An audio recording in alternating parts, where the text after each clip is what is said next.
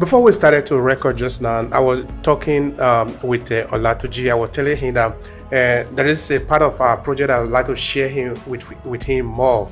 Let me just give a hint to that project. In that, because we really need more hands on deck on what we are doing.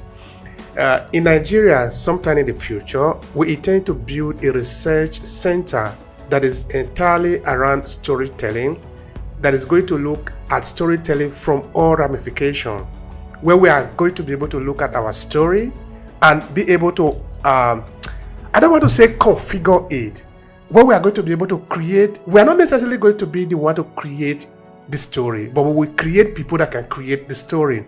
That we must understand what is made up, what is the science behind it, what is the psychology behind it. When we say story, what does it really mean? Because I want us to pay attention to this. Storytelling is absolutely one of the most powerful instruments in the hands of men. It can help us, like Chimamanda would say, story can be used to rally a people. But remember, it can also be used to free a people. Story can be used to frame the image of an enemy, but it can also be used to build an image of a friend. It can be used to destroy our past, but it can also be used to have value in our past and forge a better future. Story can be used to sell. It can be used to confuse. It can be used to do anything at all that have to do with human being. Because as our ancestors have been evolving, coming, one thing that have remained unchanged, at least for several thousands of years, for more than 30,000 years, is story.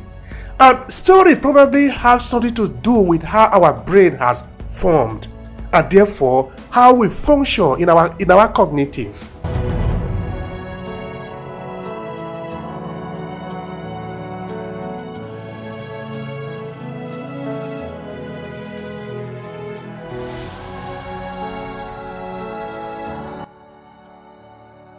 So we believe that by creating this center in Nigeria, we will be able to revisit the old oral narration.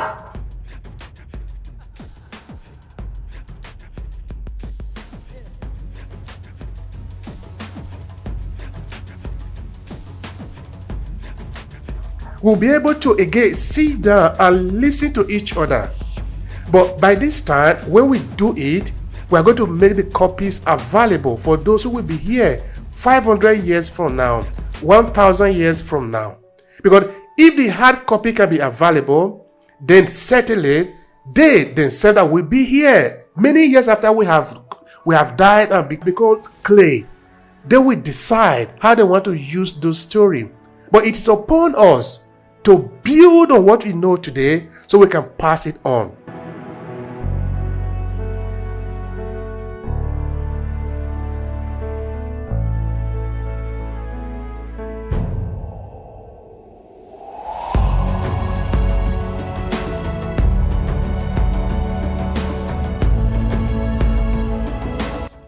Greetings, Alafia. I'm from Nigeria, the Yoruba tradition and culture. Alafia is just inquiring about your well-being. And I think storytelling just on its own, as human beings, we need stories to view the world, to understand the structure of the world. Stories have always and will always be valuable to humans. You know, these stories can be powerful and empowering and help us to navigate our way in an extremely complex time. Now, thinking about Africans in the diaspora, building African diaspora memories through storytelling is such a powerful way to celebrate, preserve, and share the diverse and meaningful experiences of our communities. It promotes cultural heritage, strengthens identity, and contributes to healing, understanding, and positive change within the diaspora and beyond. I'm thinking about, in particular, strengthening identity. Hearing and sharing stories about African heritage can help Africans in the diaspora develop a stronger sense of identity and belonging. Boy, do we need that so much now.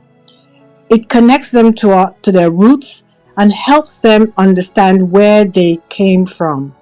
I had the absolute exquisite joy of having my two young adult daughters visiting this past weekend. And my maiden name is Ogundipe, and which Ogun is the god of iron, the god of war, and strangely enough, the god of technology. Although I'm pretty rubbish in technology, but somewhere in my DNA, I know that there is a power within me. And I married an Ogun Badejo, so I had double barrel Ogun running through me. And I was telling my daughters, I said, you've got both Ogun from both sides. And I saw their eyes just light up. They don't really know what I'm talking about, but I was telling them stories about their heritage, about their lineage, and I could see their shoulders lift up. They walked around the house saying, I'm Ogun, I'm Ogun, and whatever that means to them, just by hearing that, it has empowered them. And for me, I said to myself, if I close my eyes tomorrow, I want to know that I've passed this information down to my lineage and for them to pass it down to theirs. You know, storytelling bridges generations. It creates opportunities for intergenerational dialogue, just like I was having with my daughters. Elders can pass down wisdom and traditions. I mean, when we tell our stories, they come in all sorts of different configurations. But at the end of the day, as I tell my stories, I hadn't realized just how much I had of my own that I could tell, because I kept thinking, oh, I don't have the stories of the elders, but I am an elder now. And when I tell my stories, I'm drawing from the stories that have been passed down that I don't even realize.